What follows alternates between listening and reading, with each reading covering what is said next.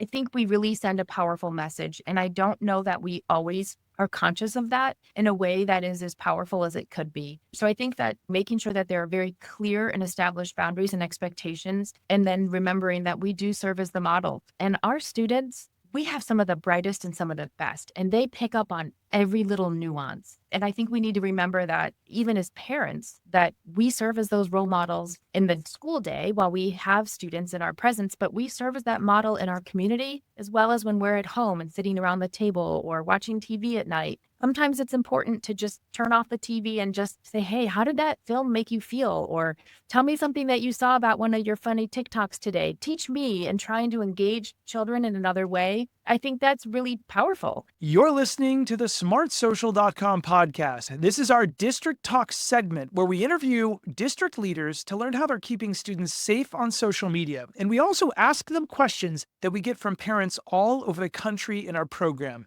Now let's get back to the interview. Hello, I'm Dr. Bridget Chaves, and I am the school superintendent in Milford School District, Milford, Delaware. It is a small rural school district that serves approximately 4,600 students across two different counties, Kent and Sussex County. We have a total of 6 schools, and we are actually very excited to soon to be 7 as we are opening the renovated historic Milford Middle School in August of 2025.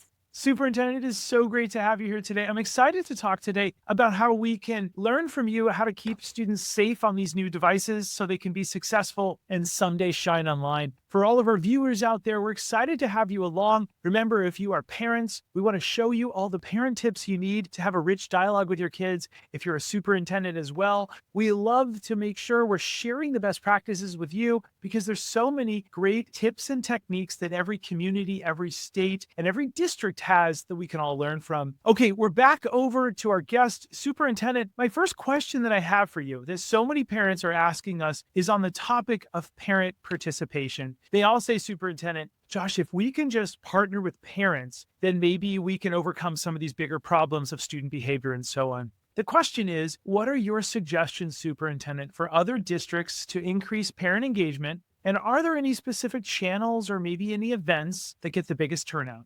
So one of the things that we pride ourselves on across Milford School District is our parent and family and community participation. And one of the ways that we've been successful in making those partnerships come together is by meeting our families where they're at.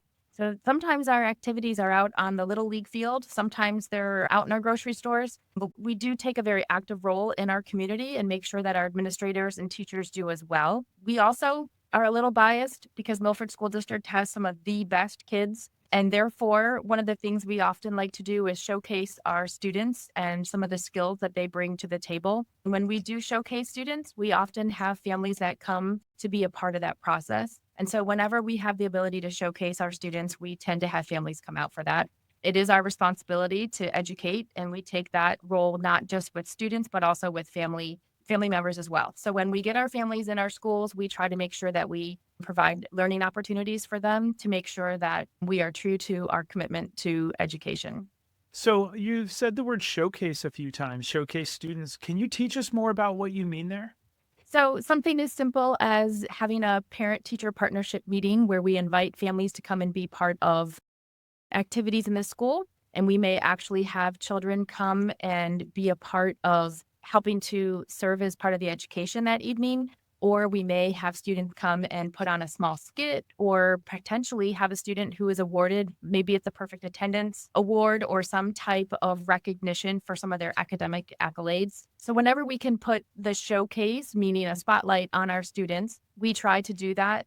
I know that we live in an environment, and we have, not necessarily in our district, but our country, we have some critics about having a token economy. We don't showcase with that in mind. We showcase with the intent to really make sure that our children are being rewarded and reinforced and engaged and feel a part of our school community, to make sure that they understand schools are a safe place for all types of learning, and not just for our students, but for our community as well.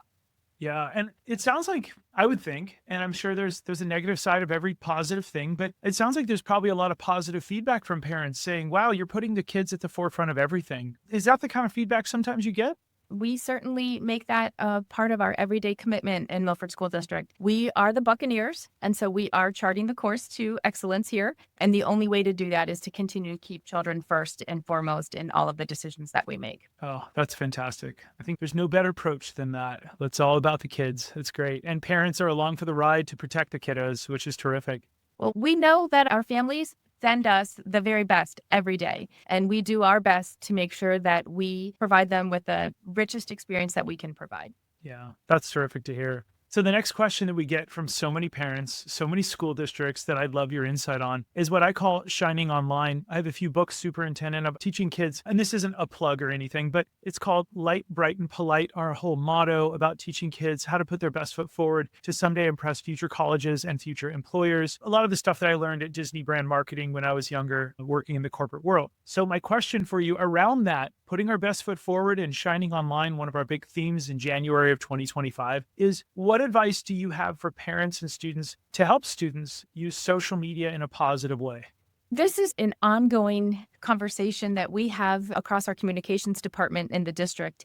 I think one of the most important messages we can send to our families and or community members is simply don't fight it. Embrace social media as a tool and help our children and our adults learn how to use social media appropriately and learn how to use it in a productive way. And we often use tips and strategies and ask kids, think about what you're going to post first, or think about how you're going to make somebody feel when they see that type of social media. We had the distinct pleasure earlier today to be visiting in our middle school where I was walking down one of our hallways and I saw a whole list of Instagram posts. And the Instagram account was the Pythagorean theorem. And it just so happened that the activity in that math class was to create a social media post about the Pythagorean theorem and have kids be able to explain and teach others about how that theory applies in not only mathematics in middle school, but how does it apply in the greater world.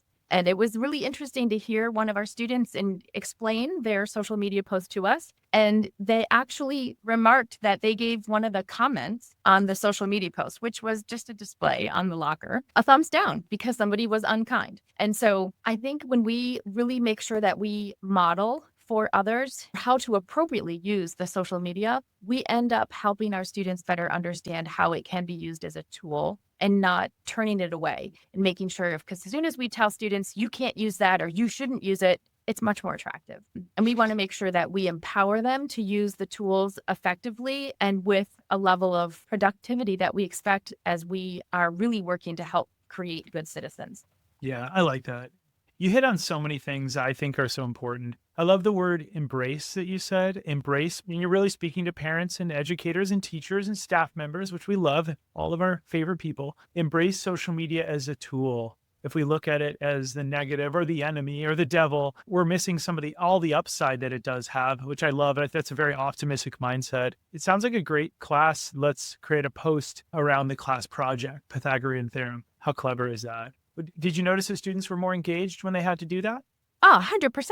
I can't tell you the typical 8th grade male who's walking down the hallway and talking about the Pythagorean theorem, but if that's what it takes, I'm all for it. Yeah. We actually have had other lessons where we have seen students actually use some of the AI where they have had the opportunity to have chats with historical figures. And those kinds of activities really glean into the importance of being engaged with students when they are online and making sure that, just as important it is as we sit down and talk to kids, we need to make sure that we meet them online too and make sure that we understand where it is that they're spending their time to make sure that they're on safe and appropriate websites. Yeah, so well said. Those are some great tips. I love that. The next question that we get often, Superintendent, and for all of our viewers, is a lot of parents ask us, Josh, what makes these apps so addictive? I want to bring everybody into last month's live parent night event, and I want to hear from some really exciting students as they explain why they can't stop scrolling. I think the most addictive part about social media is the constant new content that you see. You're always being introduced to new content, especially on apps like TikTok. I think the short videos, when they end so quick, you start to lose your ability to have a longer attention span. I've caught myself finding long TikTok videos and I can't stand watching the whole thing. This generation really adapted to the fact that we don't have a large attention span. We really only concentrate for 30 seconds. So getting information that quickly, I think, enables us to just want to keep watching more. You don't even need to care about what they're presenting to you, but just the fact that you can sit there and watch it and you're oddly enjoying it. Social media is pretty addictive. People have said it's like a drug. So it is addictive because you can't stop watching it. Your mind just plays on loop and it enjoys the fulfillment of everything firing in your brain to just keep watching. So sad and so scary. These are real students from our live events. Parents, remember, if your school district is a partner, we're hosting weekly live events, 50 or more, probably about 60 per year, on the hottest topics, bringing you up to speed and helping you to be the most informed parent on the block. The next parent question we get from parents all over the country in the dozens of states. We were just asking earlier, how many states are we in? We think we're in 30, maybe more. Josh, is social media positive or negative for my child? Such a great question. Let's hear from a student as to why they think the video apps are so addictive and what we need to look out for on the negative side. Part of what makes social media so addictive is how the algorithms are based on using content to judge whether or not someone's worthy and using people's short attention spans to evaluate them as pieces of code, which also means that social media doesn't really care about your opinion, but really what keeps you on that platform longer, whether that's from likes, comments, and engagement, sharing it to other people, or even just watching it through. The algorithm judges you as a piece of data and whether or not someone should be praised for being controversial or thrown away for not being exciting enough, even if they're pouring their heart and soul into the content. It is a heartless beast. When I spend too much time on social media, that can look like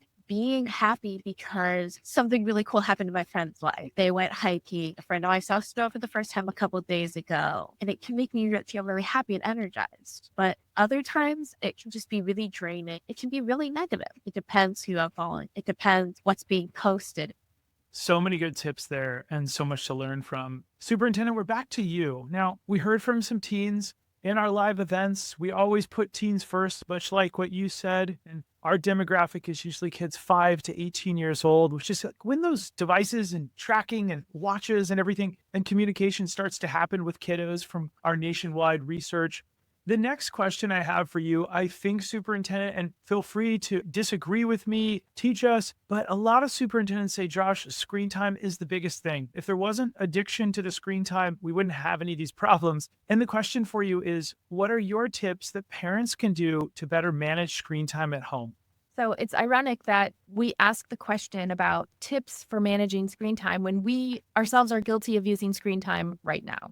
So part of understanding screen time is knowing what your limits are and what your capacity are with using it. There are times that it is appropriate, and there are times when you just need to step away. And so really creating and establishing good habits and establishing boundaries for screen time, I think, is very helpful. Also, going along with that, I think it's also really important that we remember that as the adults, we serve as role models. And so when we often make a conscious effort to put away our phone or put down a tablet or close our computer screens and actually create and establish eye contact, eye to eye, not eye through screen to the eye, I think we really send a powerful message. And I don't know that we always are conscious of that in a way that is as powerful as it could be. So I think that, making sure that there are very clear and established boundaries and expectations, and then remembering that we do serve as the model. And our students, we have some of the brightest and some of the best, and they pick up on every little nuance. And I think we need to remember that even as parents, that we serve as those role models in the school day while we have students in our presence, but we serve as that model in our community, as well as when we're at home and sitting around the table or watching TV at night. Sometimes it's important to just turn off the TV and just say, hey, how did that film make you feel? Or tell me something that you saw about one of your funny TikToks today. Teach me, and trying to engage children in another way. I think that's really powerful. And I think that ultimately will have some of the greatest impact in dealing with that. Here's what I also heard from you that you didn't say that you might have meant as well that I really liked was asking students, how did you feel? Getting them to reflect so they can learn from that. Do you have any tips, other dialogue starters after a movie or before a movie or instead of screen time, getting kids to reflect? I think, quite frankly, one of the best ways to do is say, I heard that this was supposed to be a really great film, or I read somewhere. That we can always say that we're modeling reading as well, because reading is, key to so many other things. And I'm ultimate educator. So I think sometimes you just say, I heard that this is supposed to be really good. I'm curious if we have the same takeaway or if we feel the same way as the critics do. Sometimes you can make that ambiguous them versus how we feel about it. I think that often allows for the introduction of dialogue. But I also think sometimes too, children will start to show emotion if they're watching a film or if they're watching a TikTok or they're watching somebody else's social media, and you can honestly say, like, how does that make you feel? Does that make you comfortable? That person is your friend and they're advertising this about themselves or they're advertising this about somebody else, or they may have posted something that may have been politically charged. And so talking through and saying, how does that make you feel, and helping children learn how to label emotions and learn how to discuss them, I think is also a very important strategy in using technology as a tool. I love that. Label emotions. And then also, we've always talked about critical thinking and common sense. And so many of our viewers say, how do we teach kids common sense? I love how you're just saying, let's reflect on this. How does that make you feel? Then they can get a baseline of common sense with mom and dad. I truly believe common sense is passed down because it's whoever mentors you creates that common sense. And if YouTube is mentoring your kids more than you are as a parent, then common sense comes from that, right? So I love what you're saying. And then we're big on dialogue starters here at Smart Social. We believe that that's what happens around the dinner table, and that's how you get kids to open up, to think. I love it. I'm curious, you said, if we feel the same way as the critics of that movie. I'm curious, or I read somewhere, today's my niece's 10th birthday. She was 9 last night, and she was reading in the background. And I said, can I talk to her? And I was like, readers are leaders. That's so great. She was doing such a good job reading out loud. And I love that you said that. Superintendent, I actually want to pause for just a sec and thank all of our partner school districts in dozens of states. Don't forget that we have weekly live parent events and replays on the hottest topics. We have teen-led video lessons in the program. You just saw this from last month's really popular event. And we have the best parent newsletter made by parents for parents with all the juicy tips that you want about the hottest topics, no fluff. Here's what school districts, don't forget that this is how we want you to feel. Deron Wilson, Director of School Engagement, says he sent out our pre-written newsletter to parents to help them. And he said, Josh, it was so easy to fit Smart Social's event invites into our monthly newsletter. These live events cover the hottest topics that parents care about, and so it boosted our parent engagement. Then step 2, districts, you come back to review the feedback. Parents provide your feedback. Our nonprofit gets better. Real moms say, I love the information on how to keep track of the kids on the web. My family struggles with time management online. Totally get it. And then our dream is that principals feel like principals again. Here's what happened. The outcome is 10 times the parent engagement the district might have normally got. Josh, before we met you, we had 50 social media incidents per year last year. Now we're down to 5 incidents, and I have more time to be a school principal again. This is our dream. Our mission through our live events is to help the principal be the mayor of a small town and feel better about having their eyes and ears on their school to keep them safe and build the most resilient kiddos possible. Parents, don't forget, gone are the days of one social media safety event that the school can host with an expert. Now we do 50 monthly themes with bonus sessions and everything. October was online bullying. November is disappearing messages. December is optimizing parental controls without invading your kiddo's privacy. January is how to shine online with your social media accounts. February is all about avoiding strangers and dangerous situations. Boy, are we saving lives. March is understanding social media and AI's impact on teens and how to really use it as a tutor, right? We want to use the tools. As the superintendent said, embrace social media and AI as a tool. Next is April. What are video games doing to your kiddo, and how can we do it together as a family so we're fighting less and working together, and so on? Okay, Superintendent, back to you. Let's hear from you on this topic. Again, this is one of our biggest ones, avoiding strangers and dangerous situations online. The question we get all the time, what is your advice to parents and students to avoid talking to strangers and avoiding those dangerous situations online? Well, this certainly is now more than ever a critical skill that we teach students. Not only do we teach them stranger danger just in our community and or if they're in an uncomfortable environment, but we now have to do that online as well. And so helping students understand the click and bait type situations, we understand that we are up against very clever individual, but we always talk about with our kids, making sure that they understand going to familiar sites. We make sure that the technology that we deploy is as safe as possible within our school district and making sure that the sites are as safe as possible. We fully acknowledge that not all of our students are working on school district devices throughout the course of their lives. And so we try to educate them as much as possible. That being said, we also want to empower our families to make sure that they are asking critical questions of their children at home and asking them about the sites that they're seeing, asking them to show their history or to show them where they were visiting when they were exploring on the web, or what one of their YouTube videos was that they saw that day, or tell me about the new TikTok follower that you have or the new one that you're following. That's where having those relationships that are established is so critical. You can have all the monitoring software in the world, but one of the best monitors is really in the development of the relationships and making sure that you continue to engage actively with children in terms of their experience and how they're using and interacting with others online. Yeah, I just want to give you a digital high five. We often tell in our events, 50 of them a year, we say the number one safety app in the world is having a rich dialogue with your kids. And that rich dialogue leads to that great relationship so that a child will feel comfortable going to mom or dad saying, I saw something inappropriate online today. Absolutely love what you're saying, Superintendent. The next question that I have for you is all around social media incidents. I'd love to get some insight, some advice nationwide from you to others. What is your advice to other school districts and schools to best get ahead of some incidents that might happen off campus or over the weekend that could become a very big problem on campus or on Monday morning? So, working with over 4,600 students and their families, this never happens, certainly not in Little Delaware. That being said, quite frankly, one of our biggest tools that we can possibly use is one another. We do rely very heavily on our students and our community to help share the burden and the responsibility of keeping everybody safe. And so we do rely very heavily on engaging with students and having them participate with us. I'm thinking of an incident that happened prior to our winter break, where we had a student who did disclose to an administrator that there were some concerns about another student who was having a text exchange. And sure enough, that student came forth, brought those text messages, and alerted the necessary people for us to be able to help intervene and provide the necessary support to not only the student who was the recipient, but the student who was involved with the texting. And those kinds of things are really important, that everybody understands that we have a role, that it's not always the adult that is the one that's responsible, that our children carry that responsibility as well, that we have to help take care of one another.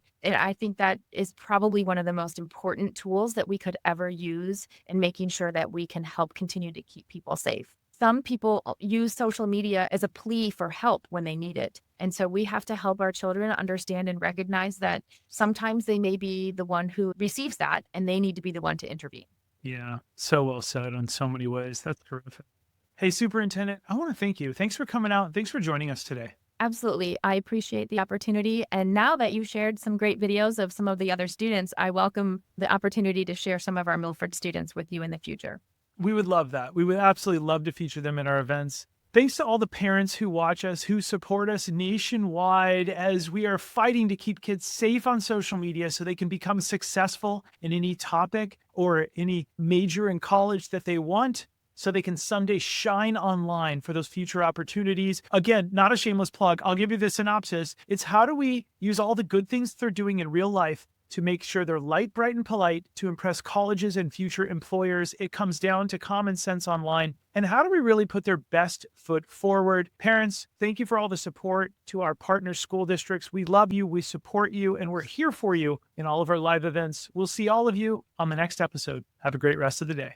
Thanks for listening to the smartsocial.com podcast. Smart Social helps parents understand technology and social media to keep their kids safe and successful. Be sure to join one of our weekly online live events to become the smartest parent on the block so you can keep your kids safe and protect their future. Also, don't miss our 450 plus online resources and replays you can watch on demand in multiple languages. Are you a school district wanting to unlock these resources for your parents? Reach out to us so we can protect your whole community each week. Have a great rest of the day, and we'll see you on the next episode.